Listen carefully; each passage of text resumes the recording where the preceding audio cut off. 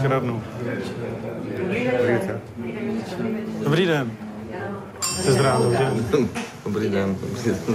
Veronika Slamová je z České televize, Janka je střihačka. Aha. Dělám nějaký rozhovor Lidových novin, tak jsem přišel, protože se omlouvám. Do svých novin. Dobře. No, výjimečně. Vaši lidé se dostavili taky, abyste tady nebyl sám. Vy jste to ani nedotočili, že, pane Kloze? No tak vy jste potom už jako moc nechtěl, no tak. No jasně, a mě to bylo vždycky trapné, protože ty lidi si potom mysleli, že si vás objednávám, aby byl slavný. Já jsem to dosud. Pane Babiši, jsou tam věci, které vás možná budou štvát. No, dobře. No, tak já navrhuju, že byste se potom vyjádřil, co vám tam vadí, aby jsme dostáli naší dohody. Já myslím, že to nebude asi horší než ve sněmovně, ale uvidíme. Dobře. Tak pojďme na to. V době, když Babiš koupil Kostelské uzeniny, tak já jsem byl největší dodavatel drůbeže do Kostelských uzenin. Z toho objemu to bylo asi 80% kostelské potřeby. No a v tomto okamžiku Babiš došel, seděli jsme na této lavičce několikrát o tom, abych já navýšil množství drůbežího masa a vepřového masa do Kostelce. Zvonil tady u domu telefonem večer 10 hodin, jo, to byl obvyklý čas, jo. Takže v tom okamžiku on prosil, že nemá co porážet, jo, ať já mu dám větší množství drůbeže. No, takže po spoustě opravdu zvažování, přemýšlení jsem se mu během roku nebo dvou po jeho vstupu do Kostelce de facto dal šanc. Dal jsem mu, že jsem dodával 95% drůbeže do Kostelských uzenin. Cena kuřat šla postupně dolů a já jsem byl na něho navázaný s odběrami především soje a dalších krmných komponentů a tu zase šikovně zvedal nahoru. Přestože v tom čase světové burzy šly s cenou soje dolů. Babiš mě to svojí politikou dostal do dluhu, který já jsem nebyl schopen platit v tom čase. Tento dluh můj si koupil, dluh byl jištěný směnkou mojí osobní a mým osobním majetkem, tímto rodinným domem například. No a už mě začal jím nasazený exekutor pan Kubíc de facto psychicky likvidovat. Po těchto všech krocích společnosti Agrofert vůči mé osobě jsem prodal společnost, jejíž hodnota byla více jak 400 milionů korun za částku velice hrubě 12 milionů korun. To je ta jejich myšlenka, kdy oni ovládli trh s drůbeží a cena té firmy byla pouze pro ně v republice. Nebyl jiný kupec, protože oni vlastnili monopolně všechny jatka v České republice. Téměř všechny jatka v České republice. Proč podle vás, pane Rado, Andrej Babiš šel do politiky? Podle mě šel do politiky proto, aby měl pod kontrolou, aby o ten svůj majetek nepřišel. To je podle mě základní věc, aby se dostal do politiky, aby mohl ovládat případné kroky, které by proti němu mohly být podnikány. Protože já jsem přesvědčený, že k většině majetku on nepřišel legální cestou. Nebo znám dobře příběh Kostelce. Například. A on také příběh dalších společností. A ti lidé se bojí. Ti lidé se bojí o tom mluvit a bojí se mu zepřít. V jednom okamžiku jsem si řekl, že buď budu postarat jako všichni, komu blížili, anebo budu mluvit. Já věřím tomu, že jak dneska mluvím, tak začnou mluvit další lidé v republice. A ať každý pozná, že je to Babiš.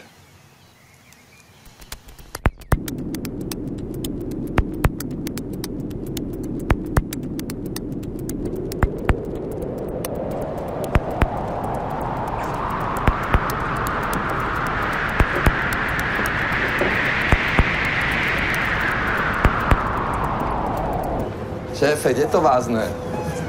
Just in time máte mít. No, přineste sem ještě krabice.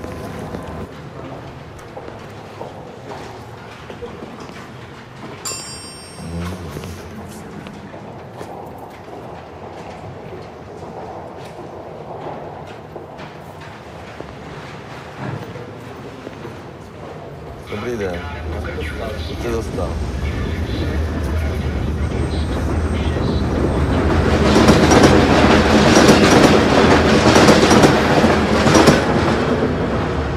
Dobrý den, člověk. Homo sapiens, dobré ráno. Můžu vám dát koblihu, šéfe? Přímo osudil, no? Čekám tu na lidi, ale moc jich nechodí. Pojďte si. Šéfe, kobliha, Jerenkova. Nechtějí. Tady jsou nějaký odpašitý. Málo jich je a ještě nechtějí. Super. Konečně něco rozdám tady. Dobrý den, mladá paní. Dobrý den, celý den. Super. Těšíme se, že jste přišli. Jo, dobrý den, koblihy. Madam, na vás čekám tady. Jerenkova kobliha. Pane Babiš, No, víte. víte co, mě jenom, já nevím, jestli vás nezdržu. Ne, pojďte. Já jsem účtař. No. A mě štve, když se říká, že ty miliardy, co ukradli, takže nemůžou najít. No, tak... Když já musím najít účtařně na regalíz. To je pravda, ale lidi tak asi ukradli šikovně, no. Že jsou někde v účetnictví mimo naší zemi, jako. No dobře, ale hlavně, aby přestali krást. Teďka už asi ty miliardy nenajdeme. No já vím, ale abyste to ale s tím něco udělal. No tak snažím se. Doufám. Ale jsem sám proti všem, dobrý den. A my to vidíme. No, mějte se hezky. Máte teplou ruku. Já jsem se ohřel.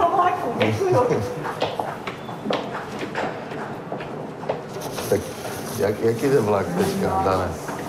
Který další vlak jde? Tam nevyjdeme ani.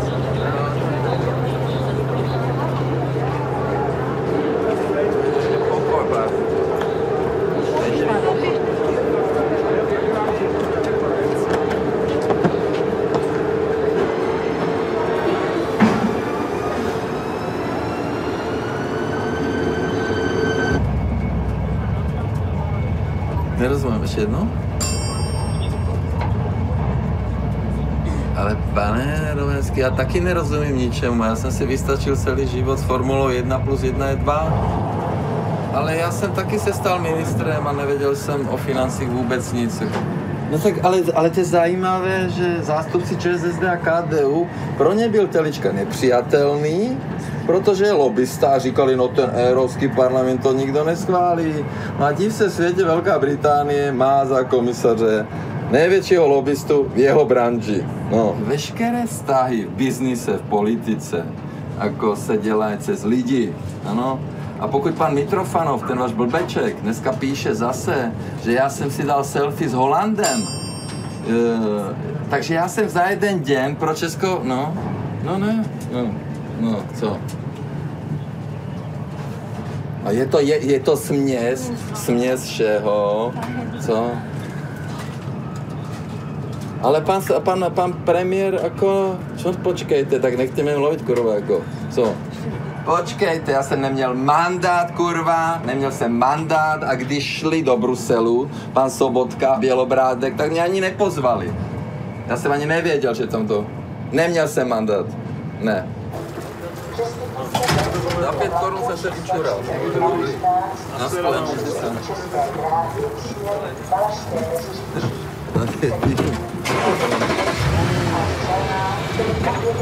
Andrej Babiš je velmi silná osobnost a podle mě je to přirozený vůdce. V biznisu dokáže být velký tvrdý, takže určitě vím, že bych ho nechtěla mít za soupeře. Myslím si, že má vizi, ví, co chce, přemýšlí o několik kroků dopředu a proto má velký úspěch v biznisi jak v politice. On rostl v režimu, který považoval za největší úspěch mít nejvíc peněz.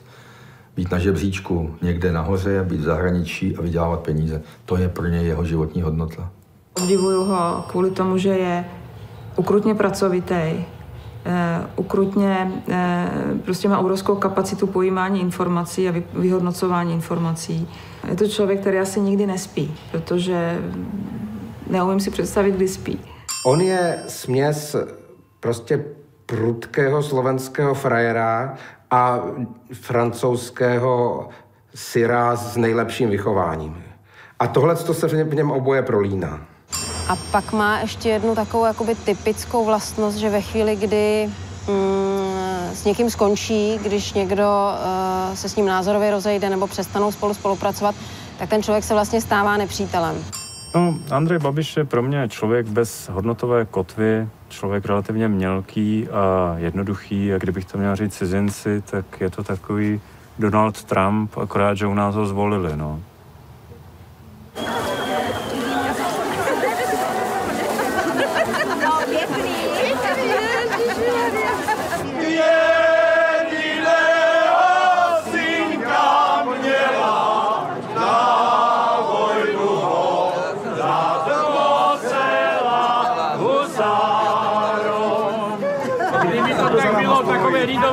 Vládě, tak jak tady, dobré mi to bylo.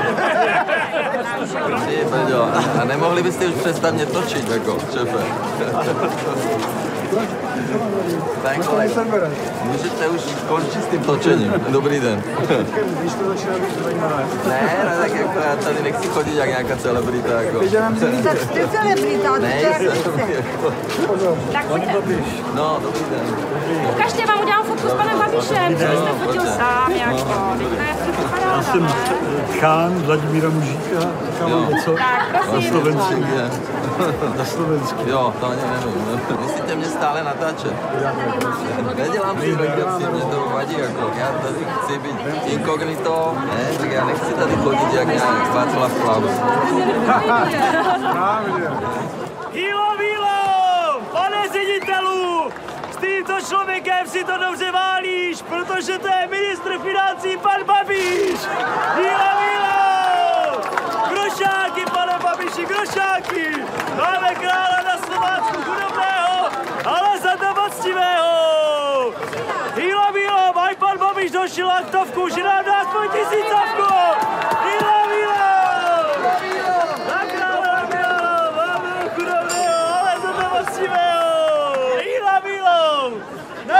Na krála!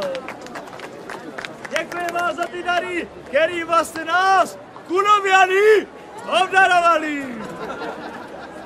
Děkujeme! Na krála!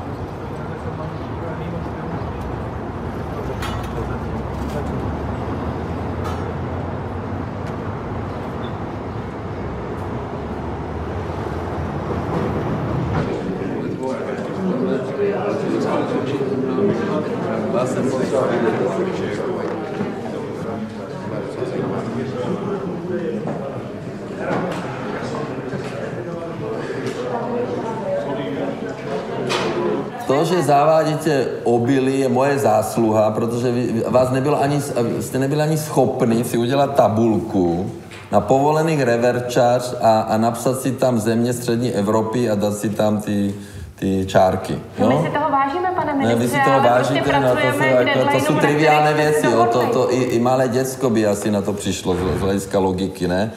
Ale já nechápu, proč to tak všechno dlouho trvá, paní náměstkyně vůbec, fakt tomu jako nerozumím. Já chci vědět, jestli to chceme, nebo to nechceme a proč to teda, když to máme, proč to teda neděláme. Já to nechci, ale finanční správa to chce energetiku, protože jsem... Finanční správa to chce. Takže komunikujeme s energetickými subjektama. Ale proč s nimi komunikujete? Vysvětlete, proč s nimi komunikujete? Protože je to prostě brutální administrativa a protože jsou to velké společnosti, kterým trvá rok, než přenastaví svoje ale vám trvá rok, než se rozhýbete. A to se nám podařilo zákonem o DPH a teprve pak jsme začali dělat to. Udělejte mi aktualizaci tabulky na povolené reverse charge a na ty, které chcete vy aplikovat. Jo? Telekomunikace a... Napište to, pane kolego, nevykládejte mi to, jo? Napište to, máte za úkol. Jako ještě jedno vám zopakuju, já usiluji Evropské unii a vy se mnou, ano, 26.2014 jsem poprvé promluvil na moudré ministry financí, že máme tady 177 miliard euro díru. Ano, takže budeme slavit první výročí mojeho projevu na Ecofinu. Evropo, každý rok prodrbeš 180 miliard euro, něco s tím dělej, Jo, a my jim říkáme, my o tom chceme rozhodovat. A na druhé straně tady máme seznam komodit, o kterých můžeme rozhodnout a nerozhodli jsme. Ano, ale my jsme Protože jste pomalí jak hlemíš. Je to dobře? Slimák, hlemíš. Jo? Výborně. No, Hlemiš, no, všechno vám trvá. Všechno. Jako. Plánuje se to ve 3 krocích od první 16, 17 a 18. Ta první navýšení sazby daně má přinést něco přes 3 miliardy, v těch dalších 2 krocích mají zhruba miliarda a půl.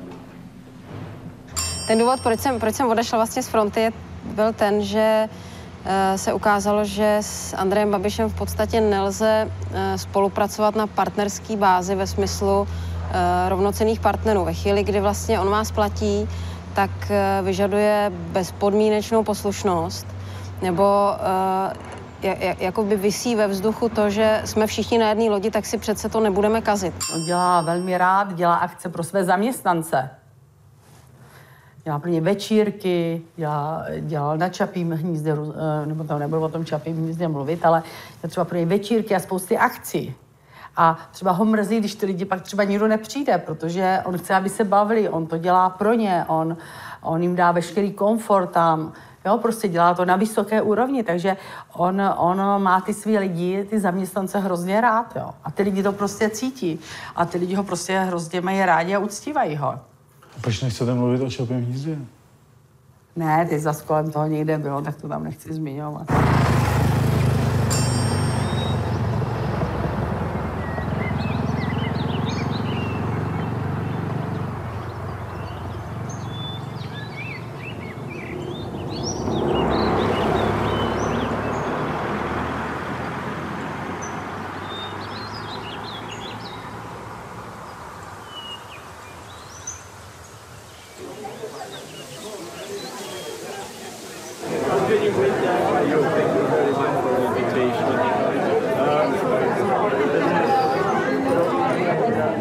There's just little something for Madam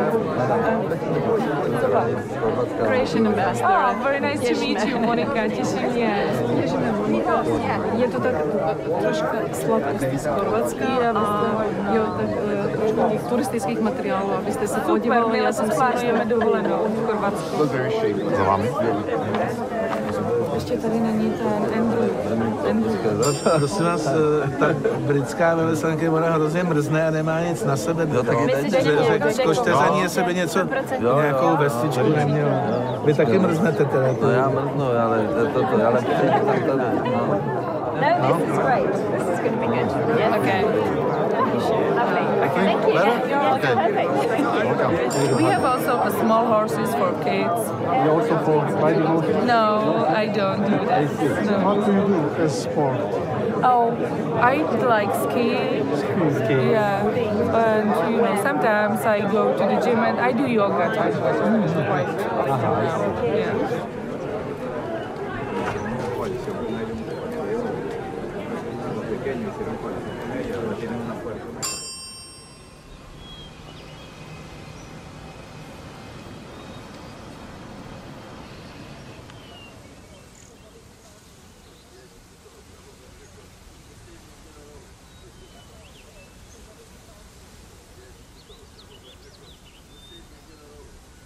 So welcome to Storkness Farm. It's, I think, the best project which I have ever invented. It came to my mind when I was in line with my children in Prague Zoo waiting to feed the goats, and there was a huge line, and I hate to wait, so I said maybe I can make some similar project. So it's a fantastic project, 90 hectares, and really for children. We have a lot of animals and eco farm, and we have a lot of plants. So we would like to build a spa, 3-floor spa, and there's no highway here. So I'm trying now to, with my colleagues in the government, to mainly invest in infrastructure, and we have concrete plans. I'm very happy that you have accepted our invitation, because it is very important for me to know what you are thinking about our performance, about our relations, about the political issues and so on.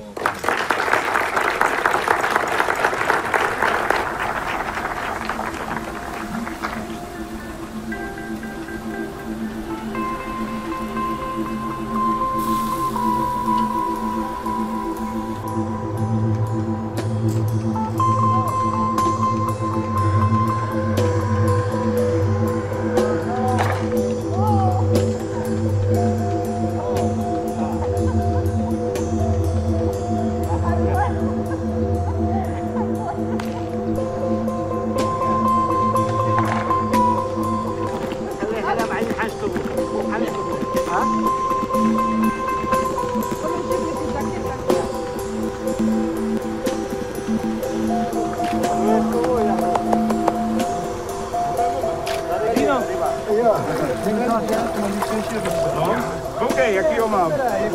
No tak víš, česnek, co dělá, víš? A se houku. Já ty díš.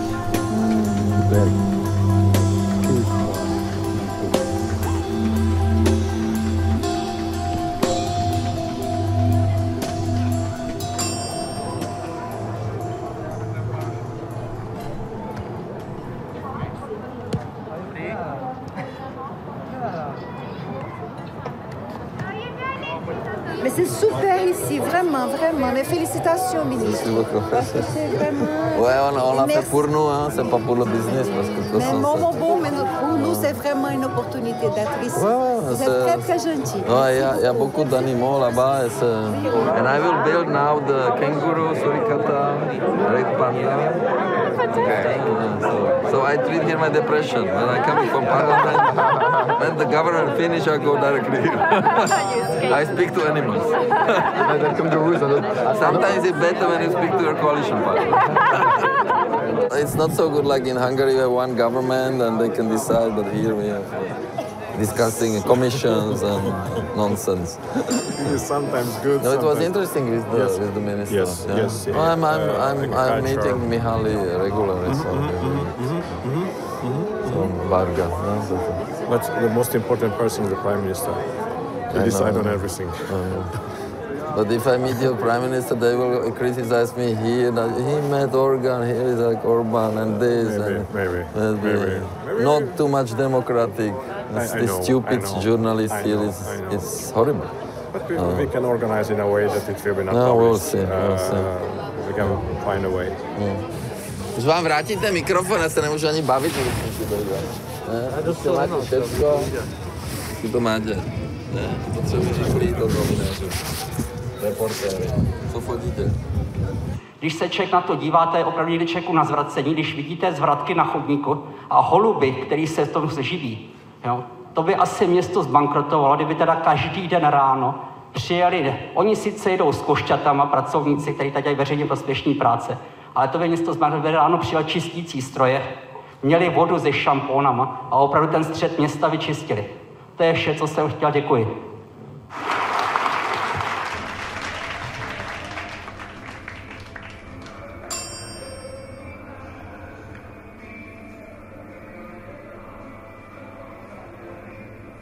Já jsem dostal na tě narozeně tu knížku, já to radši rozdám. To je 14 rozhovorů o mně.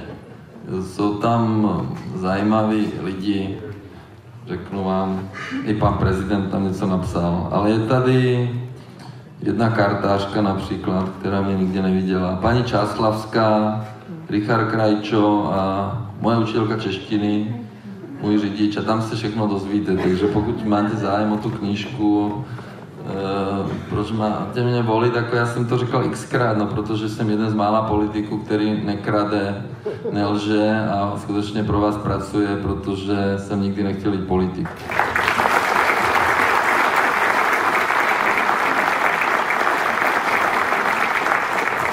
A já teď předám slovo vašemu volebnímu lídrovi. Děkuju. Já děkuju.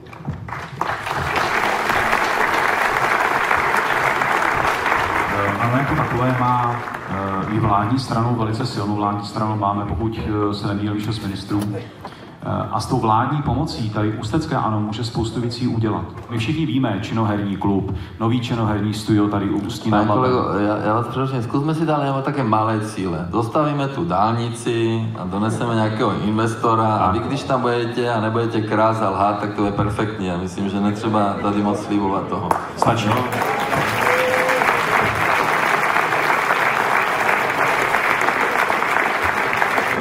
No, hop.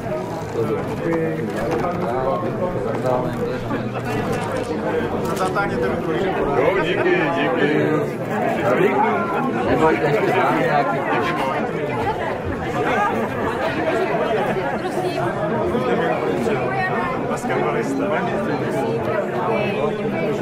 Ještě poslední tady. Všechno. Olomouci. Jo. Pane ministře, můžu být prosbou. Můj muž, kandidát z parlamentu, já jsem v Roudnici a dneska nemohu teda si dostavit, tak vám napsal. Prosím vás, pro velký zájem o výjimku pana Babiše. Ještě pro přítele, tak si pro přítele.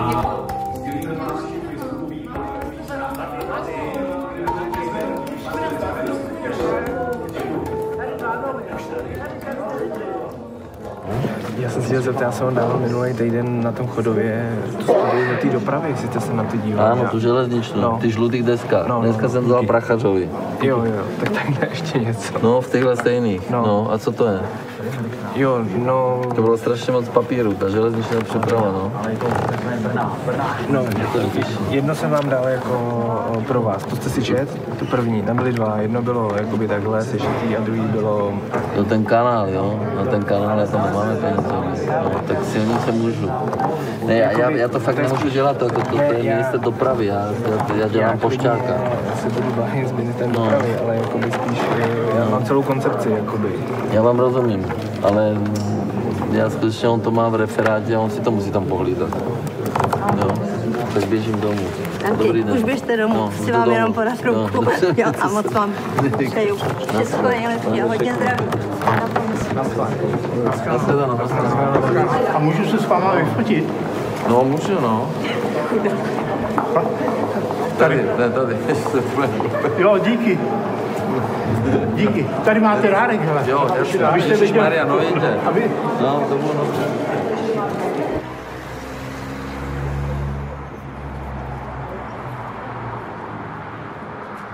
To, že Babiš vypráví o jakýmsi boji s Matrixem, je trochu směšný, protože když se podíváme už do 90. let, tak s tím, jak Agrofert rostl a kynul, tak on celkem logicky potřeboval být za dobře z politiky. Měl své přátelé vlastně na těch obou stranách, například Stanislava Grosse, Miroslava Grégera v ČSSD, předtím taky ještě Iva Svobodu. V ODS to byl hlavně Ivan Langer, ale i další. On na začátku velmi dbal, to vychází najevo podrobně až v poslední době, na stycích s těmi elitními policejními složkami. To znamená s těmi lidmi,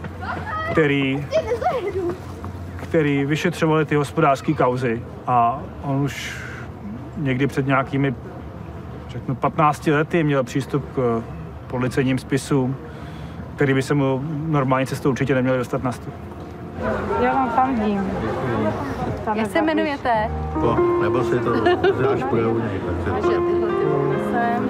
Děkujeme. Dobrý den. Dobrý den. Povídejte, jak se jmenujete? Jméno? Jan Tesař. Jan Honzík.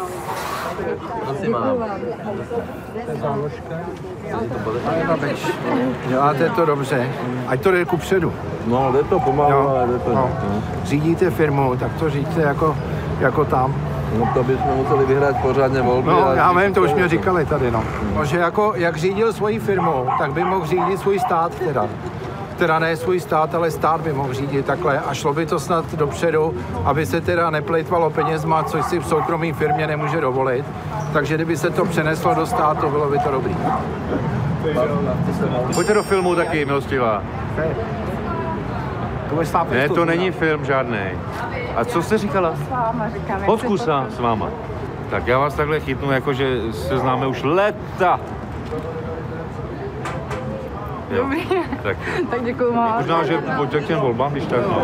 Já jdu, ale já koukám na kriminálku s váma. Radši. Aha. Tak si odskočte na ty volby. Mějte se hezky na skle, jo? Já to musím nad Labem. Pane předsedo, platí v sobotu to prasátko? Já poprosím se taky vyfotit s váma. V sobotu kde? Jednu fotečku. To je v pláně. No to jsme odfotěni, nebo ne? No, co se bojíte do prdele? No, ale jste řekla, že přijdete na ministerstvo. Po volbách. No, tak mějte se.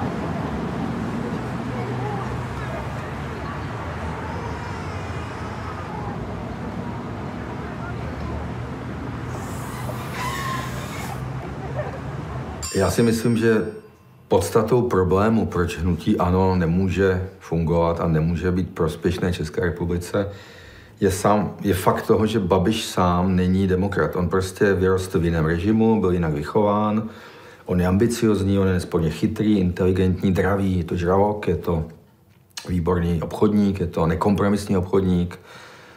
Nemá ale vůbec žádnou povahovou vlastnost a žádný rysy, který potřebuje mít politik. Není schopen dělat kompromisy, není ochoten se podřídit svým menšinovým názorem, je zvyklý rozhodovat, což v obchodě samozřejmě je asi správně, jinak to nejde a kdyby nerozhodoval rychle a jasně, tak by utrpěl ztráty, ale v politické straně se to zkrátka nedá dělat. Takže to, že není demokrat, znamená, že ani kolem sebe nepěstuje tu demokracii vnitřní. Já věřím, že na začátku byly dobrý úmysly, že si uvědomil, že už nestačí mít peníze a být druhý nejbohatší Čech, tedy Slovák v Česku, ale že potřebuje to prostředí si zajistit, aby to jeho impérium už mu nikdo nemohl vzít, sebrat, ukrást, aby mu zákony nešly proti podnikání. Tam věřím, že byly úmysly jak filantropické, tak zcela sobecké, osobní.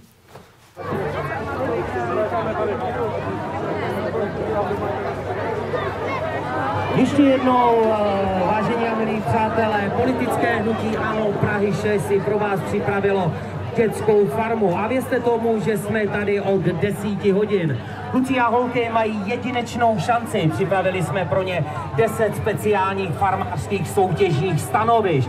Podojde amálku, dostanete zmrzlinu, pletete housku, dostanete svačinu, protože politické hnutí ANO říká jednoznačně, chceme, aby tady žili vaše děti, proto svoji kampaň věnujeme vašim dětem.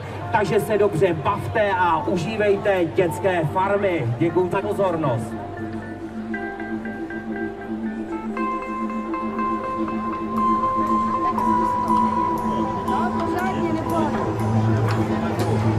Tak zkus tuhle.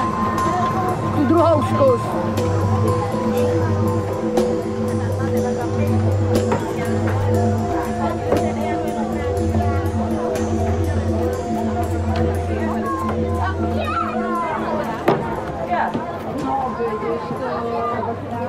Byl tady pan Babiš?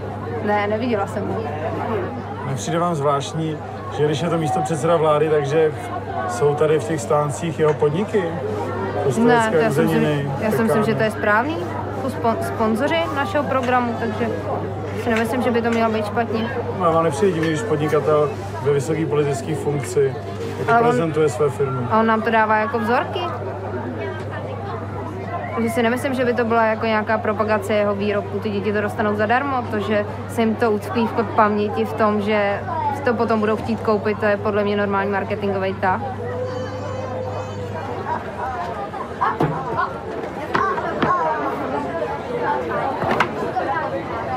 Končí popcorn, končí cukrová vata.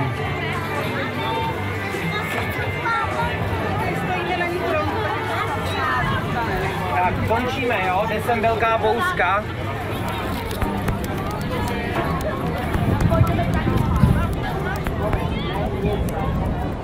Naházejte to do té krabice všechno. Tak.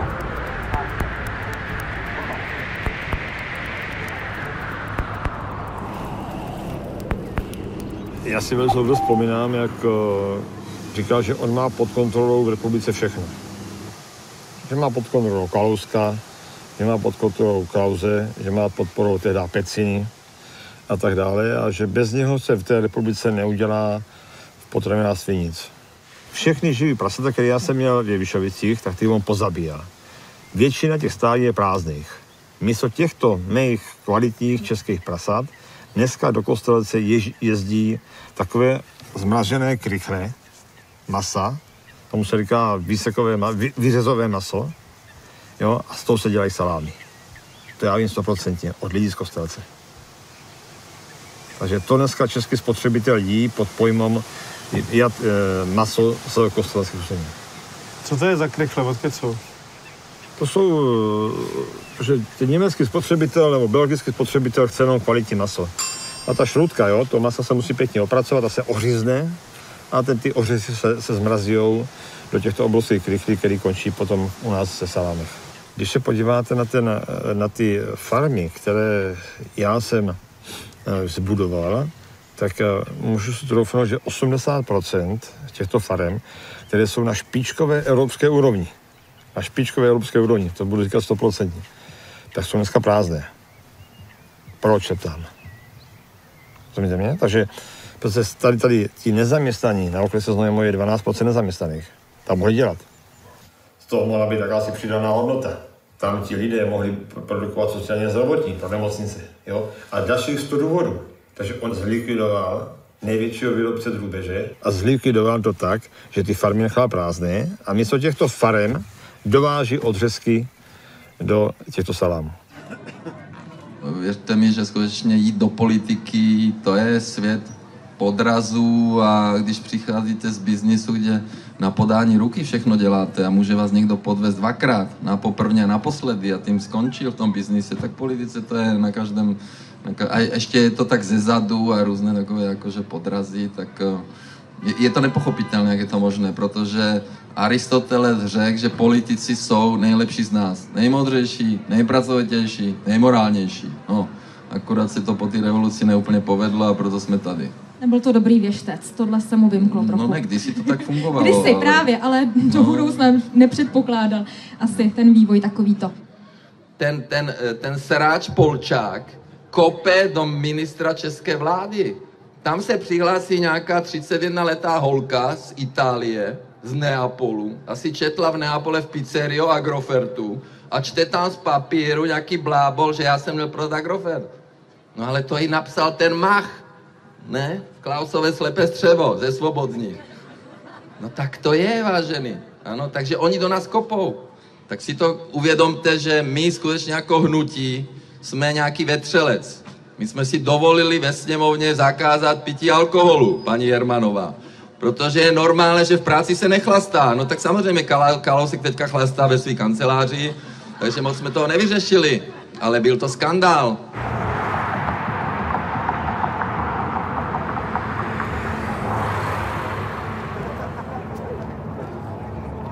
Já vás zdravím, pane Babiši. Rád vás zase vidím. Já bych vám chtěl pěkně říct... Máte určitě zásadní otázky.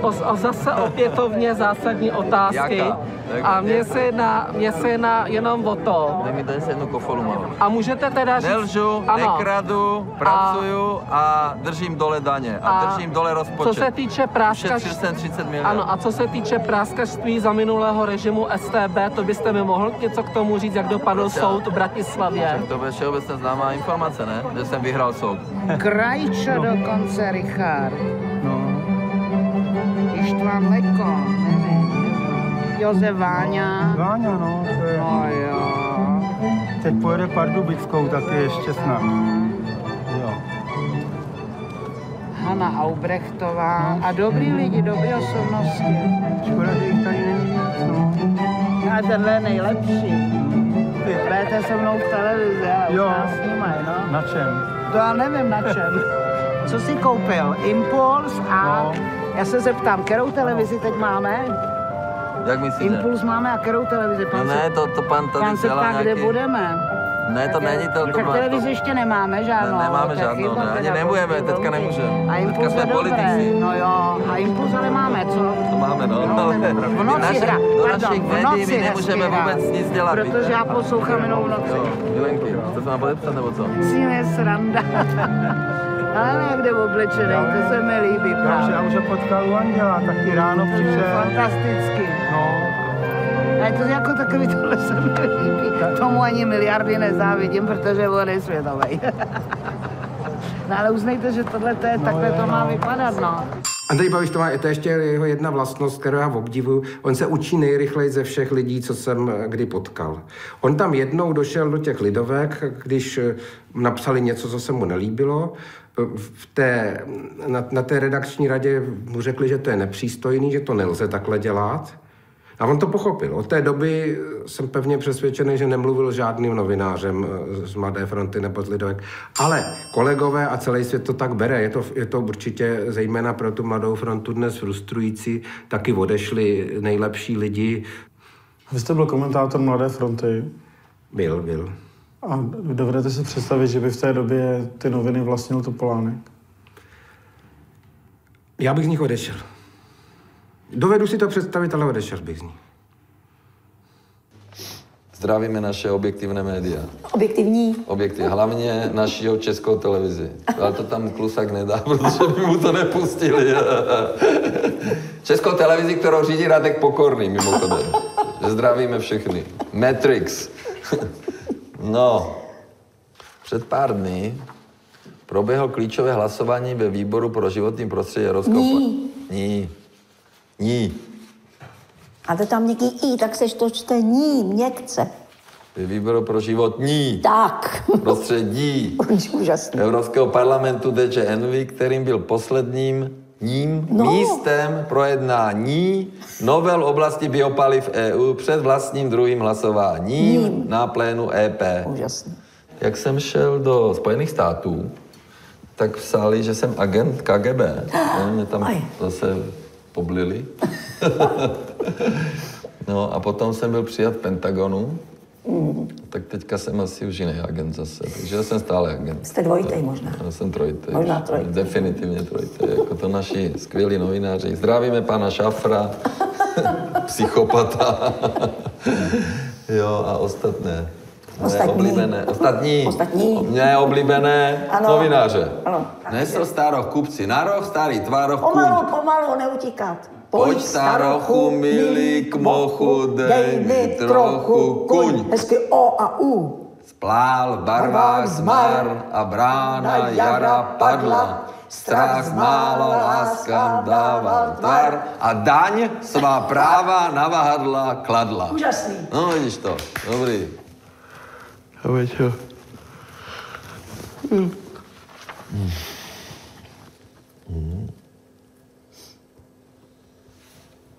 Chce se mi spát. Já jsem pil v letadle trošku vína a tím, že nemám tu slezinu, tak mi to jde hned do hlavy. Převodní ceny. Finanční správa vyvíjí snahu o zvýšení efektivity při kontrole tzv. Převodných cen. Poslouchejte, ale vy byste mi mohl dát potom ten seznam těch finančních kontrol, co bylo na firmě. Já to chci vymáhat. No, ale tak to vytáhněte, já si to dám na Facebook. No, a budu pozdravovat Moravce s tím jeho přiblblým vtipem, že přijde finanční správa na Agrofert, no. Tak ještě se jí soudíme. My se zde zase soudí s finanční správou Ostravskou o 70 milionů. Kolik? A ještě to, že jsme dostali od České inspekce životního prostředí pokutu za Prechezu, myslím, 12 milionů. Tolik, jo? No vidíš, to je hezky. A co jsme udělali? Nějaký únik síry nebo něco takového. To je výborné. Jo, zjistíme to. Všichni jsou papeskejší než papež. Negativní témata. Doporučujeme neotvírat, tak to nebudeme ani číst.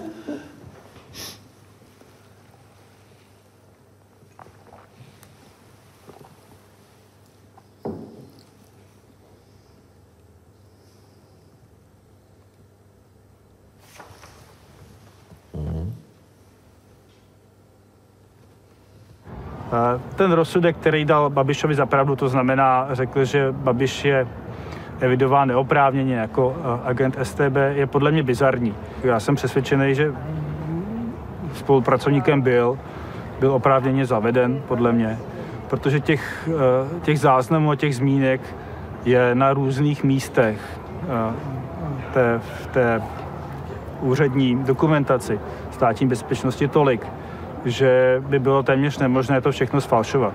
Vlastně by tam musel fungovat jakýsi obrovský falšovací mechanismus, falšovací struktura, aby se tohleto všechno dokázalo fingovat.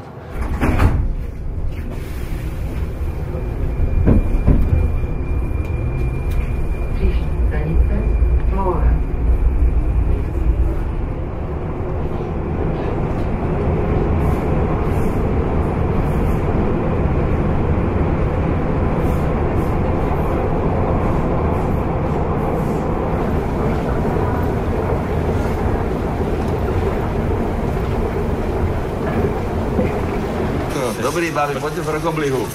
Pojďte se, dám koblihu, len tyto otravy musím vyřídit.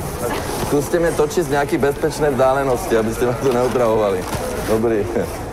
No vidíte, ta ODS všechno po nás kopíruje, aj tak nemají šanci, že jo? Dobrý den. Nemůžete přece volit skorumpovanou pravici. Dejte si kyselé jabko od ODS a tady máte sladkou koblihu. Dobré ráno. Dobré ráno. Ježiš, to jabko zahodte, to nemůžete brát. Dobrý den, šéfe. Dobrý den. Poslední koblihy. Proč máte to kyselé jabko od ODS korumpované? Zahodit to jabko. Dobrý den. Dobrý den. Dobrý den. Super. No, co jste potřeboval, šéfe? Co jste potřeboval? No. Ne, já nechci nic, prosím vás. Jo. Jo. Ne, fakt, já to nemůžu. No. A co potřebujete? Chtěl jsem se zeptat, jestli no. je normální, já nevím, je to tady pána práce, ale ne. Já jsem stál tady na... Ne, to je v pohodě. Řekněte, co potřebujete. Potřeboval jsem nějaký drobák za pár minut. Drobák, já vám dám drobák. Ať vypadnu. Ne, dobrý, tak on, to je... On mě musí chránit, víte, kdyby někoho... Koukejte, tu máte 5000 korun a chodte si něco koupit, jo? Mějte se hezky na schod. No, já si dám nějaké kafe nebo co.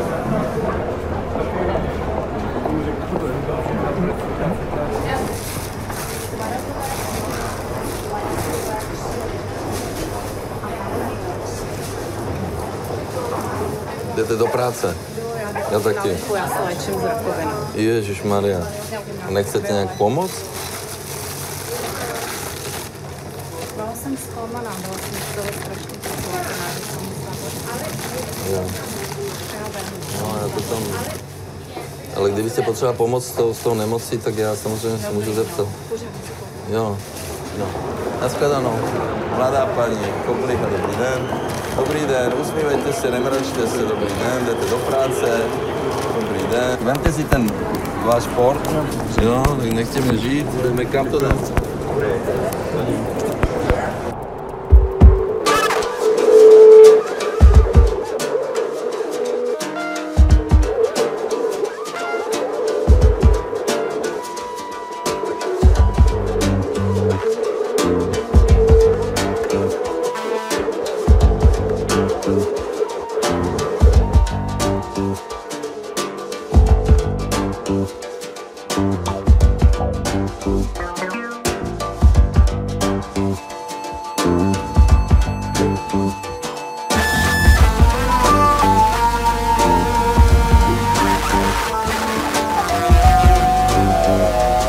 A kolik peněz dalo na volby, respektive hnutí ANO, buď Agrofert, anebo vy jako Andrej Babiš?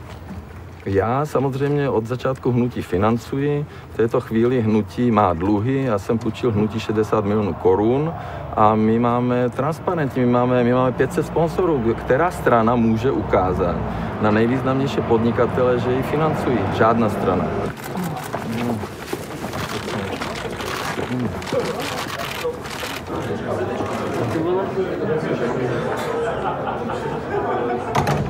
A Veroniku jste nechal vevnitř. Ne, no, ona si tam zakecala s Oliškou. No, oni tam sedí spolu u stolu, už na mě křičela. A ona je úžasná, taková obětavá, ona pořád chodí rozdávat koblihy. To je pravda, no. Jí to taky hodně bavilo, co bude dělat teď? Jo, konečně se bude starat o rodinu. Jo. Já sociální demokracie nechce slyšet o privatizaci státních podniků. Já bych je určitě privatizoval, protože stát má vlastnit co nejméně. Protože stát jako historicky neumí řídit firmy. My vás pak jenom budeme chtít do živého vstupu 19:30, pane. Aha. Vás budou chtít Prima, Česká televize i Nova od 6:45, pak v 7 a pak v 7:30. Jo. No. Mají dobrou stravu aspoň tady pro vás? Ne, není dobrý, jo? Taky prsíčka, no. Vodňanské kuře. Co? Rýže, tam asi z Číny. Brambory to neděláme. Co je to ještě? Jo, špekáček. Máme ochutnávat, jo? Aha, bílá klobása, tu mám rád. No. A řízečky nejsou, já dám udělat řízečky nějaké. Ne, to stačí tohleto. Moniko. Pojď si sednout. Pojď, krásíš nám tady prostředí. Brno, koukej na to Brno. Jo, to jde. Pojď paní kandidátka do primátora. Můžeš jí dělat poradkyni. 640 mandátů máte vy, teďkom jako, takže z těch vašich 9 000, kolik máte těch kandidátů, uspělo teďkom 640 lidí. Z 9 000, nebo kolik jich máte? No. A socani mají 2565. No? A všichni nás okopčili, ne? Billboardy všichni okopčili, ODSK, Paser, všechno jak přes kopírák, rozdávali kafe, všechno bílé, všechny nás kopírovali, ještě ten spot s tím, jak se jmenoval? A ta kafe se tady rozdávalo vždycky, pane předsedo. Za parlamentní voleb se nerozdávalo. A já jsem kolik jsme rozdávali, a to je nejlepší socialistický výzkum. A já v Chebu, keď jsem tam jedl ten guláš, tak tam byli 2 Němci, turisti, a mi říkali, že v Německu to vůbec nedělají ty strany. Žádné nějaké jídlo nebo pití, nic nedělají. Vůbec. V Německu nedělají nic. No, tam mají ty balonky, ale oni mají ty show taky, oni mají ale nedávají jim krmit. No, tak to mají angelů hlavně. Já mám velkou radost z toho, že ve většině městských částí, zejména v těch největších, jako je třeba Praha 4, Praha 10 a Praha 5, zatím vyhráváme a doufám, že výsledek konečný bude takový, jako je teďka. Takže všem děkujeme. Já jsem byl mrtvej, no, já jsem dal minimálně 4 lidem, jsem dal 5 000, tak jak přišli. Dej mi 100, dej mi na kafe. Jsem dal 5 000, tak jsem nikdy neměl drobné, no. No. Byla jsi volit? Ty volíš ale tady, ne? No, já jsem byla, volím tady. Volíš tady. Píšu, teďka vás natáčí tady. Pane Klusek, nechcete už jít z domu.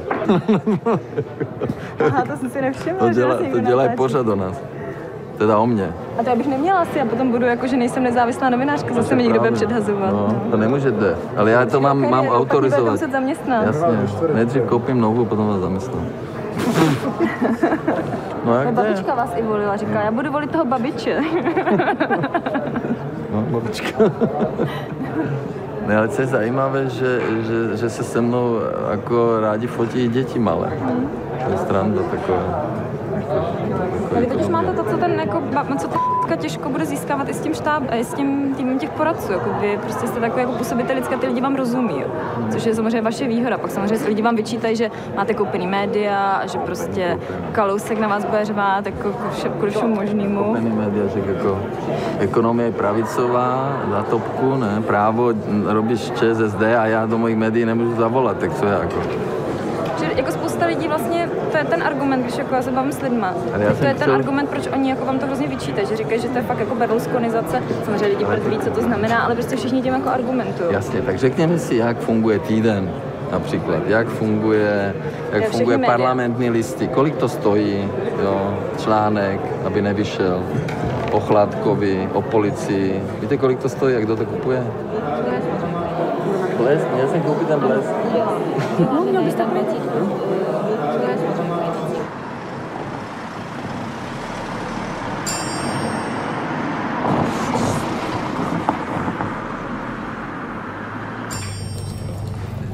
Les valeurs européennes,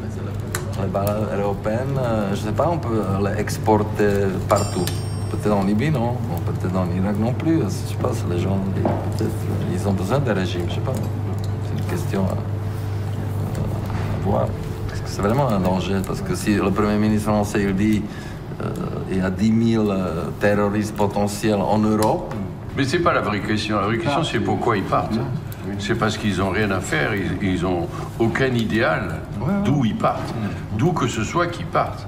Voilà, quand on trouve des gens qui ne mangent pas ou qui ne sont pas dans des associations, des vies associatives, des vies de quartier suffisantes, qui n'ont pas d'éducation suffisante, avec des parents qui ne savent pas parler la langue, qui ne savent pas lire la langue, et parce qu'en France, il y a un échec énorme sur l'intégration des gens et l'éducation des gens, et on ne veut pas le dire, on ne le dit nulle part. Ah bon? Et un jour, il va falloir se réveiller et se demander pourquoi ces gens-là sont... Voilà. Non, mais c'est une contribution aussi, et c'est important aussi que l'Europe agisse. Oui, mais c'est le plus grand pays qui doit dire... c'est clair. Et le problème, c'est entre ce qu'ils disent et ce qu'ils pensent. Hein? C'est ça la catastrophe, la solution politique. Monsieur l'ambassadeur, Quelle solution moi, je voyez-vous, dis monsieur le ministre? common sense.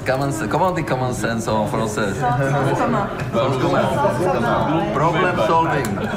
Ça, c'est mon mouvement, problem solving. Bla, bla, bla, C'est un bon mouvement. Parce qu'un politicien Moi, je vais normal, prendre ma carte de ce mouvement. il parle de tout. Il va vous expliquer comment on produit ce verre. Hein? Oui. Moi, je dis non, je vais trouver quelqu'un qui connaît. Hein? Mais c'est ça, là. Mais c'est bon. Je suis un politicien atypique. Voilà. Bon appétit. Ah, on attend encore. Voilà. Moi, j'étais à Google lundi, à Silicon Valley. Et moi, je leur pose la question, est-ce que vous avez fait une recherche sur la relation entre l'utilisation, les heures que les gens passent sur l'Internet et le nombre des enfants? Parce que moi, j'y vois une relation totale. Direct, oui.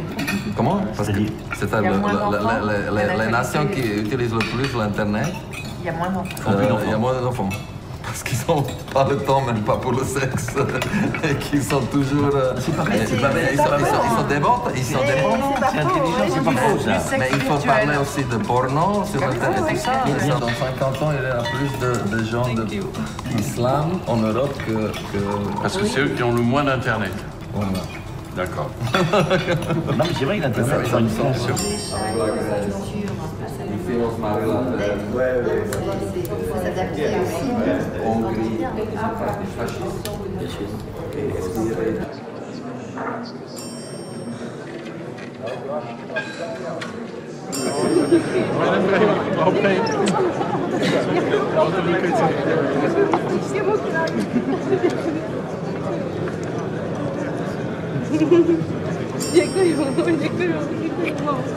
Děkuju.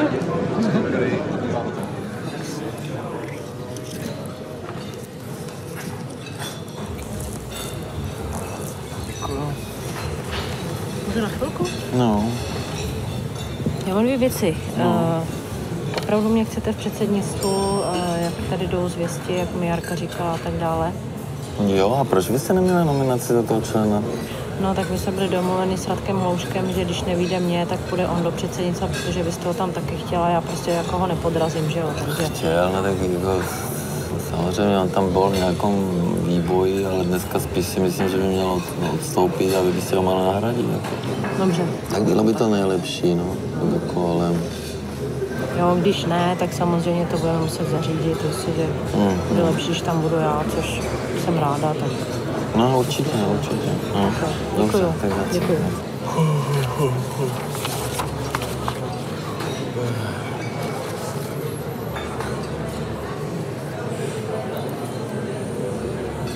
Já už jsem vám jednou to posílal, myslím, v mailu. No. Já bych byl i pro to, aby byla paušální daň, jo, protože ten živnostník k tomu stejně uteče, tý daně. Jo. Já nejsem stěžovatel, já se nemám špatně. Já podnikám v zemědělství, mám hektary, beru dotace. Mě živí jenom ty dotace. Ale spousta těch živnostníků by si řekl, tak já nebudu mít účetní. Na finančáku jednou za rok pošlu variabilní symbolový číslo, tam máte 20 000 a stát vybere o miliardu víc. A já to nemůžu řešit s Maxovou, protože s prominutím to byl ta ženská. Já s ní válčím celou dobu, tak já nevím. Tak teď se zařízla sama. Jsem říkal, co čeká, že to bude tím způsobem, co děláš. Ona v životě nic nedokázala bouchat do stolu, jak má holka. A tak jí znáte asi. Co tady řekne na sněmu, jak jí nakopal do prdel s prominutím. Když tady řekne před televizí, že ona není zaměstnanec Agrofertu, každý si to může dohledat. Proč to nepřizná? Další věc. Že ale však ona tam byla jen proto, že vyhodili z práce. A co nic, já vlastně nechci zatěžovat. Dobře, no na těch živnostníky se podíváme, no, budeme to já si myslím, že najdete 2-3 miliardy, vy se nechali tady tím najít. Hlavní, co mě ve straně chybělo, byl program, protože podle mého názoru nemůže program stát jenom na slově prostě. A pak to, že jsem zjistil, že moji spolustraníci, že to je takový zhluk arrivistů, lidí bez politických ideálů, bez politického přesvědčení, kteří tam přišli z nejrůznějších politických stran a kterým jde hlavně o moc. A že o tu moc bojovali velice nevybíravým způsobem, to jsem zjišťoval jako předseda rozhodčí a smírčí komise ANO. Pak, když jsem viděl ten poslední sněm, kterého jsem se už nezúčastnil, tak jsem si vzpomněl, že už jsem ve svém životě takový sjezdy zažil. Jo. A to ve mně evokovalo určitou vzpomínku, která vlastně byla tou nejposlednější kapkou. Začínáme a není žádným překvapením, že volba se bude týkat volby předsedy hnutí a já bych teďka požádal pana předsedu volební komise, aby nás seznámil s nominovanými na tuto pozici. Děkuji. Děkuji za slovo, pane předsedající. Volební komise obdržela ve stanovené lhůtě pouze jednu nominaci na obsazení funkce předsedy hnutí. Tím jediným nominovaným je pan Andrej Babiš. Až si zase bude někdo klást otázky, proč to ten Babiš dělá? Chce ještě víc bohatnout? Chce ještě víc pomoct své firmě? Nebo snad se ovládnout tu zemi? Údajně jsem největší nebezpečí demokracie podle opozice. Buduje si nějaký pomník. Věřím, že teda už teď na to bude chtít, bude znát odpověď. Je vlastně úplně prostá. Lidské hodnoty se v průběhu života mění. V profesním životě jsem dosáhl všeho, co jsem chtěl. A proto mám dojem, že bych teď měl své síly a zkušenosti napnout ve prospěch všech občanů naší země.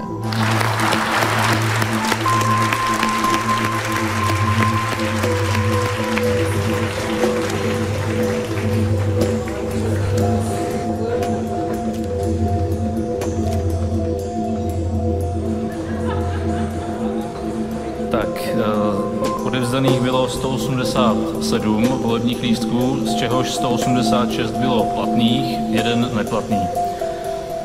Tedy 186 hlasovacích lístků, nebo volebních lístků, tedy volebních hlasů, bylo odevzdáno pro pana Andreje Babiše, který se tímto stává předsedou hnutí ANO 2011.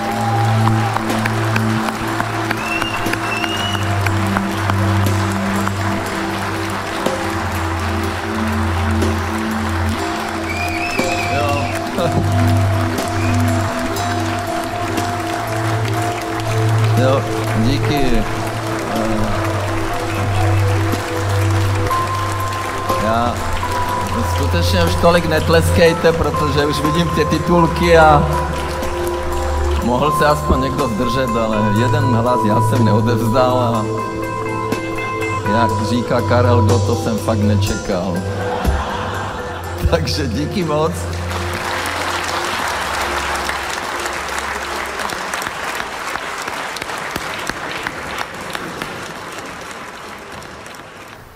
Takže každý se asi ptá, proč jsem firmu Babišovi prodával za těch 12 milionů korun.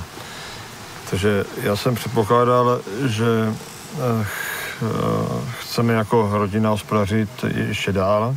Tak na to konto bylo podepsáno memorandum, kde rozhodující položkou tohoto memorandu bylo to, že budeme dál hospodařit na výměře 1500 hektarů. Jelikož toto memorandum podepsal Babiš, tak jsem si myslel, že jako chlap, dneska jako ministr financí, tyto závazky splní. Nestalo se tak. Podvedl mě. Se synem hospodaříme dneska na výměře 800 hektarů, místo původně slíbených 1500 hektarech od pana Babiše. A i na této výměry v tomto roce nám postříkali zaměstnanci jeho společností pšenici a kukuřici. Toto se za historii zemědělství v České republice nestalo, aby potravinářská pšenice, která je téměř před upečením chleba, byla postříkána herbicidem neboli jedem. Jak si to vysvětlujete, kdo má tohleto, jako proč to udělali? Proč po 4 letech, co tam hospodaříte, tak se najednou rozhodli, že vám zahubějí pšenici? Já tomu nemám vysvětlení, já bych řekl, že to je asi jako predátorské chování, jako i v přírodě. I ta poslední rybička musí z toho rybníka ven.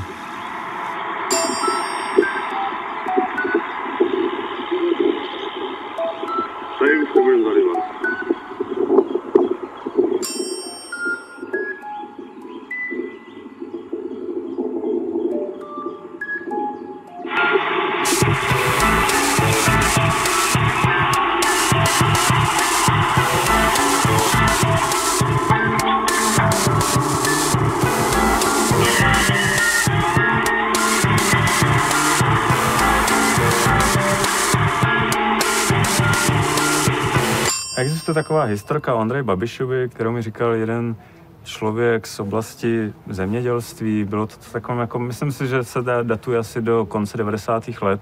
A šlo vlastně o to, jak podělit provize mezi zemědělce, jako ty prvovýrobce, ty nákupčí nebo zemědělské podniky a potom ty konečné prodejce. A v zásadě ten nákupčí jako říkal, no podívejte, pane Babiši, já bych to viděl tak, jako, že musíme i těm zemědělcům něco dát, že bychom to udělali tak jako na třetiny.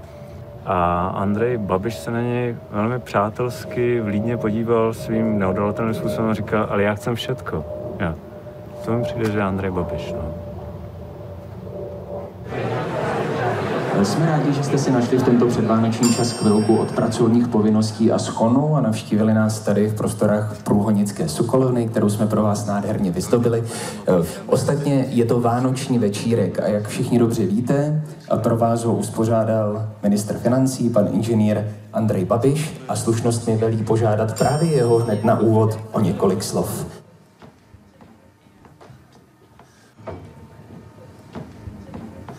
Takže dobrý večer. Jelikož se vás snažím řídit jako firmu a když se mi to moc nedaří, tak jsem si myslel, že bychom mohli mít večírek. A jelikož teda šetříme, tak jsem si dovolil vás pozvat. Dneska jsem četl na mým oblíbeném serveru, který mě řeší každý den, že jste měli morální dilema, ale tak snad nebudu odsouzen za trestný čin uplácení a doufám, že si to teda užijete. Děkujeme, tolik náš dnešní hostitel, pan Andrej Babiš. Nabídněte si, co hodlo ráčí. Jak už bylo řečeno, pan Babiš vás zve.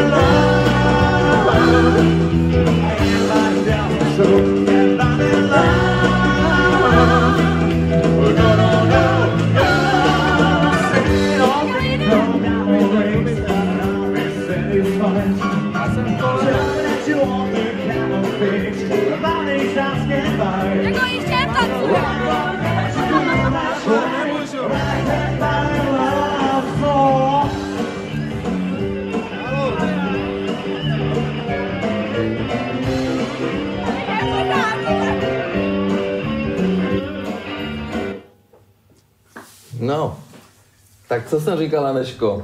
Co jsem říkala intuici, že to bude podraz? Co? Měl jsem pravdu? Super podraz, pane Kluse, gratuluju. Vnímáte to jako podraz? Jasně. Totální podraz. Fakt? Ten Rada. To je podraz neuvěřitelný. Všetko je to Okleslovej, Pergler, který napsal knížku na objednávku z eura, ne? Slonková, která lže, která přišla za mnou a řekla, že chce být šéfredaktorka za 200 000. Samé nepřátelé to máte. A měl jsem zase dobrou intuici. Já říkal jsem Haneške, serem na toho Klusáka. A co tam teda chybí podle vás? Co tam mělo být, abyste to nevnímal jako podraz? Přátelé, máte tam Kasla zrzeného, který vzal prachy za privatizaci pražské vodové kanalizaci. Tomu nikdy nebylo prokázáno. Mám SMS od Pavlovského, vám můžu ukázat. No, ale nebyl za to odsouzen, tak to je... Tak vidíte, no a proč tam samé nepřátelé? Ne? Tak kdo tam vystupuje? Jenom lidi a Rada? Čiže jenom lidi, kteří měli se mnou nějaký konflikt. No, potom tam vystupujete vy. Nevystupuju tam, nevystupuju. Vy jste natáčeli. Chováte se tak, jak chcete? Ne, to není pravda. Máte, představte si, že bychom tam nedali žádnou výpověď, která problematizuje vaše působení v politice, tak by to byl váš PR film. Vy v celém filmu. Vy chcete říct, že tam nemá vystupovat nikdo, kdo s vámi nesouhlasí. Ne, vystupuju, ale měli jste mi dát možnost se k tomu vyjádřit. A to teď máte. No tu teďka? Zbláznil, ne? A že s Ištvanom Lekem hrám jako tenis? Jo, hrám tenis. Občas. No, je to můj přítel a co jako? No zároveň říkáte, nemůžu do svých médií zavolat. Ne, je to takový nemůžu zavolat. Absurdní. Ne, ani nevolám. No tak když s ním jdete na tenis, tak proč byste mu volal, že jo? No. A ten Rada, celý film je o Radovi, že je super podvodník. Co to tam povídá? Agrofer je největší producent vepřového v Čechách, co tam povídá o nějakém dovoze, vy poškozujete moji firmu, Kostelecké uzeniny. Tenhle člověk je lhář a podvodník. On tvrdí, že to může prokázat. Fajn, já to taky prokážu. A já mám papír, kde pan Rada zničil úrodu někomu, protože ty zemědělci to tak dělají. Že když vám někdo hospodaří na cizím pozemku, já vám to můžu ukázat. No ale nic, ale já vám říkám, Pane Babiši, vy mě nenecháte dokončit jedinou větu. Vy musíte přece vědět, že jste velice kontroverzní postava. Jste někdo, kdo vlastní média, zároveň jste v politice a zároveň jste jeden z nejbohatších biznismenů. Vy sedíte na 3 židlích, pane Babiši.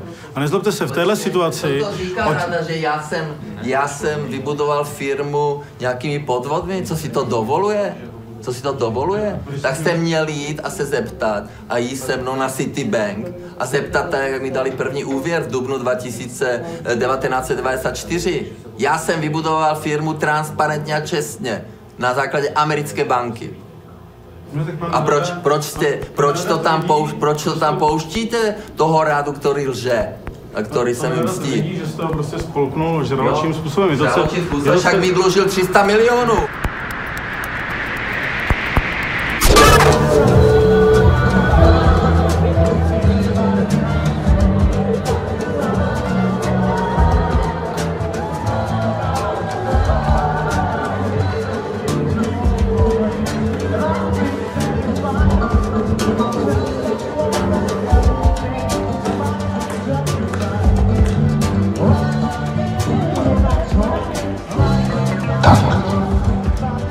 Vás koupím všecky.